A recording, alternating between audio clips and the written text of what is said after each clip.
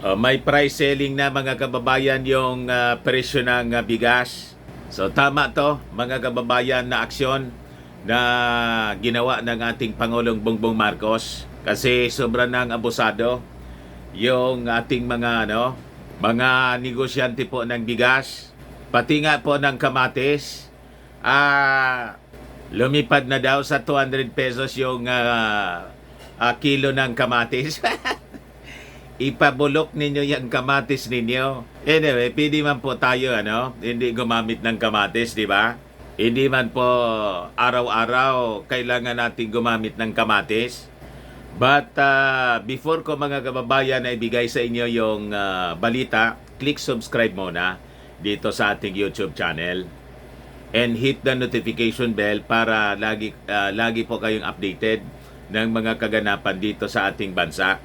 Like and share na rin po ninyo ng ating video. At wag na rin po ninyo na skip yung ating mga commercial ads para may pambili man lang tayo ng bigas. Pero good news po, mamaya ibigay ko din sa inyo yung presyo ng onions po, yung sibuyas, 70 pesos per kilo na lang po. Ngayon, dahil sa pagbaba ng presyo ng onions, may reklamo uli yung mga magsasaka. Yung organisasyon ng mga magsasaka, may reklamo uli kasi mura. Pag mahal, may reklamo. Hindi mo na matimpla. Pag bumagsak yung presyo, ayun, may reklamo uli. But anyway, unahin ko muna itong balita na yung ating Pangulong Bongbong Marcos nag-set na siya ng price sellings on rice nationwide. Ito po yung press release ng Presidential Communications Office. So tama ito, pag lumampas sila sa price selling, kumpiskahin na ng ating gobyerno yung kanilang paninda. At yung mga violators, dapat siguro, mga kababayan, kansilahin yung kanilang lisensya para hindi na po sila makapag-samantala, bawal sa kanila magbenta ng bigas. Di ba? Kailangan talaga gamitan na ng ating Pangulong Bongbong Marcos ng kamay na bakal. So, ito yung balita ngayon. President Ferdinand Marcos Jr. has approved the recommendation to impose mandated price sellings on rice in the whole country to ensure reasonably priced and conveniently accessible staple food para sa lahat ng mga Filipinos amid the alarming increase in its retail prices in the market. Kasi wala man pong shortage, sufficient po yung supply ng bigas, tinatago lang po nila ditong mga rice traders po. So sabi rito, Executive Order number 39 signed by Executive Secretary Lucas Bersamin kahapon, August 31, stated that President Marcos approved the joint recommendation of the Department of Agriculture and the Department of Trade and Industry or DTI to set price sellings on rice sa buong bansa mga kababayan. So ito pong executive order pinalabas following the sectoral meeting na sinagawa po noong August 29, kung saan yung ating Pangulong Bongbong Marcos was briefed about the status of government initiatives to ensure sufficient rice supply in the country. Kaya po yung mga propaganda na mga anti-Marcos vloggers na hindi napagbigyan yung paninirang puri po nitong mga anti-Marcos vloggers ay wala pong katotohanan, na walang ginagawa na aksyon, na inutil po yung Pangulong Bongbong Marcos. Yun na yung mga ginagawa ngayon na mga propaganda ng mga anti-Marcos vloggers na dati pro-Marcos noon. What? Ganon, mga kababayan. Biglang naging mga dilawan. Siguro, kinausap ng mga dilawan Di man yan niya kayo na pagbigyan ng inyong mga kailingan. Dito na kayo sa amin kumampi. Malamangan niya, Mr. Maravillas. Ngayon, sabi rito, under Executive Order 39, the mandated price selling. Hindi po siya suggested price. Mandato. Pag nag-violate kayo sa mandato, huli kayo. At kukumpiskahin yung mga kuha ninyo, mga paninda ninyo. So, sinong logi ngayon? At kailangan siguro na kansilahin yung kanilang mga lisensya po. So, ito yung presyo ngayon na iminamandato na ng gobyerno. Regular milled rice is 41 pesos per kilo. While the mandated price cap nung well-milled rice is 45 pesos per kilo. Yung existing po, 41. So hanggang 45 lang kayo. Hindi kayo pwedeng lumampas. At sasabihin ninyo, lugi kayo. Kung lugi kayo sa pagtitinda ng bigas, tumigil na kayo sa pagninegosyo ng bigas. Kasi alam naman ng gobyerno kung dapat magkano lang. Hindi ninyo pwedeng gawing rason na kulang kasi yung supply ng bigas. Sufficient yung supply ng bigas. Hinuhoard lang ng mga ganid na mga negosyante. So sabi po dito, the mandated price selling shall remain in full force and effect unless lifted by the President upon the recommendation of the Price Coordinating Council or the Department of Agriculture at saka ng DTI. The executive order which will take effect immediately upon publication in the official gazette or in newspaper of general circulation. Kaya po, tumutulong na tayo sa pag-disseminate ng balitang ito. And we appeal to the public, tumulong po kayo sa pagmamonitor. Pag halimbawa may nakita kayong tindahan ng bigas na nag-overprice, picturean po ninyo at isend ninyo sa sa page ng Palasyo Malacanang, sa Presidential Communications Office na mismo, saka sa Department of Agriculture para madali yung pag-aksyon ng ating mga authorities. So sabi rito, the President has directed the DTI and the Department of Agriculture to ensure a strict implementation of the mandated price sellings, monitor and investigate abnormal price movements of rice in the market, and provide assistance to affected retailers with the help of the Department of Interior and Local Government. Inutusan din ng ating Pangulong Bongbong Marcos yung Bureau of Customs to intensify its ongoing inspections in raids of rice warehouses to combat hoarding and illegal importation of rice in the country and facilitate the confiscation, seizure, or forfeiture of smuggled rice as may be warranted by law with the help of the Department of Agriculture.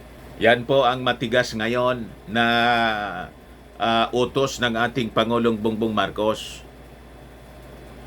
The Department of Agriculture will share with the BOC relevant information such as the inventory of rice stocks, the list of accredited rice importers, and the location of rice warehouses. Just last week, the BOC raided and closed 3 warehouses in Bulacan which stored alleged imported rice worth 500 million. Naulit pa ito, may additional pa. Yung una 505 million yung na-kumpiska worth of 200,000 bags or sacks ng bigas yung na-discover mga kababayan na hinuhoard. Tapos, the following day, nag-raid uli po yung BOC with Speaker Martin Romualdez. Another, more than 200,000 uli na sako ng bigas yung nakumpiska po. Worth 517 million yata yon. 517 million pesos. So sabi rito mga kababayan, the President, so pinag-utos din mga kababayan ng ating Pangulo sa Philippine Competition Commission in coordination with the Department of Agriculture saka sa DTI to implement measures against cartels or those abusing their dominant position in the market to ensure fair market competition and uphold consumer welfare and protection. So may cartel. You see? Kaya yung sinabi po, mga kababayan ni Leocadio Sebastian, Yusek ng Department of Agriculture na walang cartel daw during the budget hearing ng kanilang departamento. Hindi man po totoo. Mismo yung ating Pangulong Bongbong nang nagsabi, may cartel. What? Mr. President, ayaw mo pa ba tanggalin yan si Leocadio? Tanggalin mo na po yung si Leocadio siguro. Pinapaya ka. Sabi dun sa hearing po, walang cartel. Ito. May cartel. Mga kababayan. Kasi kung walang cartel, hindi naniniwala yung ating Pangulong Bongbong na walang cartel. Hindi siya mag-uutos ng ganito. So ipinag-utos niya. Kasi may cartel. Di ba? O ngayon, the Philippine National Police and other law enforcement agencies are also mandated to render necessary assistance sa DTI saka sa Department of Agriculture para siguruhin yung immediate and effective enforcement nitong price ceilings on rice dito po sa buong Pilipinas po. Ano kayo ngayon, yung mga nagsasabing walang ginagawa yung ating Pangulong Bongbong Marcos? So, yun po mga kababayan, lahat ito na aksyon ng ating Pangulong Bongbong Marcos ay naaayon sa batas kasi under Section 7, mga kababayan, of the Republic Act number 7581, the President, upon the recommendation of the implementing agency or the Price Coordinating Council, may impose a price ceiling on any basic necessity or prime commodity in compliance with the conditions set by the law. So may batas po mga kababayan na existing po. It was passed in 1992, allowing the state to provide effective and sufficient protection to consumers against hoarding, profiteering, at laban sa kartel. Yung ating Pangulong Bongbong Marcos ay naghihintay ng tamang pagkakataon, tamang panahon po. Kinausap niya muna itong mga negosyante na tumulong para sa progreso ng ating bansa. Kaya lang, ayaw nilang makinig. Gusto nila talaga magsamantala ng magsamantala. O ngayon, gagamitan na sila mga kababayan ng kamay na bakal ng ating Pangulong Bongbong. O ngayon, mga kababayan, ito naman yung balita tungkol sa presyo ng onions. Prices of red onions down to 70 a kilo. Dahil bumaba na sa 70 pesos per kilo, may reklamo uli sila.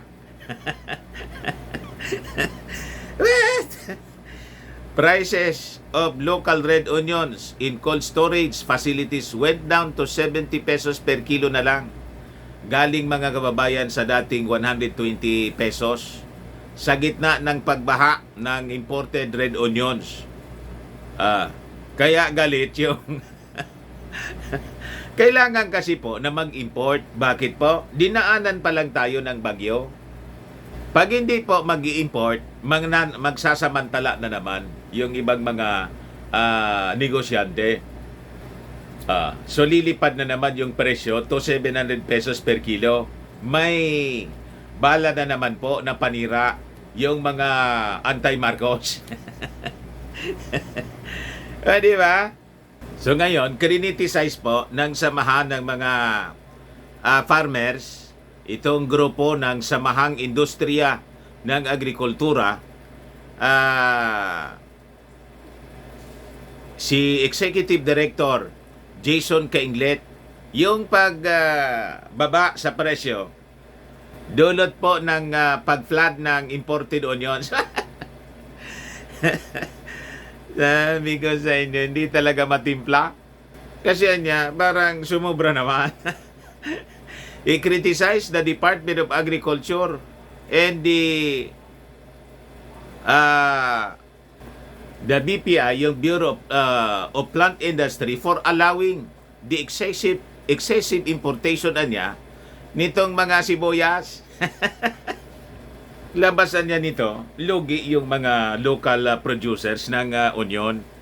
So sabi ni Cainglet, many small traders and farmers stockpiled onions in the cold storage facilities. They cannot sell the stocks as big traders manipulate the prices. Talaga pong massive yung pagsasamantala ng mga hoarders and price manipulators po. So sabi niya, the prices in the cold storage went down to 80 pesos per kilo from previous 120 to 130 pesos per kilo. According to him, the same individuals who were the subject of investigation of the House of Representatives are still controlling the trading of onions sa ating bansa.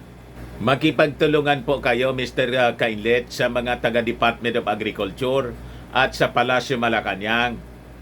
Kung alam ninyo kung sino itong mga price manipulators, mismo na kayo, yung grupo ninyo, ang mag-file ng kaso for manipulating the price dito sa mga unscrupulous onion traders po. Ganon. Di ba niya, Mr. Maravillas, mas maganda nga na 70 pesos yung kilo ng onions? Maganda po sa mga consumers. Kaya lang doon sa mga nagtatanim ng lugi naman po sila. Yung mga onion local producers ng sibuyas. Talo sila sa panggugulang. Di ba? Ginugulangan sila lagi ng mga big traders po. At karamihan dito mga kababayan sa mga big traders, mga Chinese. Kita ninyo, sila na lang po yung mayayaman po dito dahil sa patuloy na pagsasamantala sa mga kababayan nating mga Filipino. But anyway, yan man lang po yung mga balita ngayon. Baka lang gusto ninyo po itong itry. Firmax Firming and Lifting Cream, pinapahid po sa mga pulses and affected area. Mainam po sa paninigas ng mga kasok-kasuan. Ito naman po, Automax Radiant Serum. Sa mukha naman yung application. Anti-aging po siya. You will look 10 years younger than your age. Sa mga cancer patients naman po, baka lang gusto ninyo itong itry. Neng sa Red Mix Fruit Drink. Hindi man po siya gamot, food supplement siya. Kaya lang, gawa siya mga kababayan sa goji berry. Yung goji berry may anti-cancer properties. Ayos? O ngayon, yung mga inquiries po ninyo, dumiretso na lang kayo sa aming messenger sa Facebook para masagot namin agad. Ako po si Dante Maravillas. Bye-bye. God bless.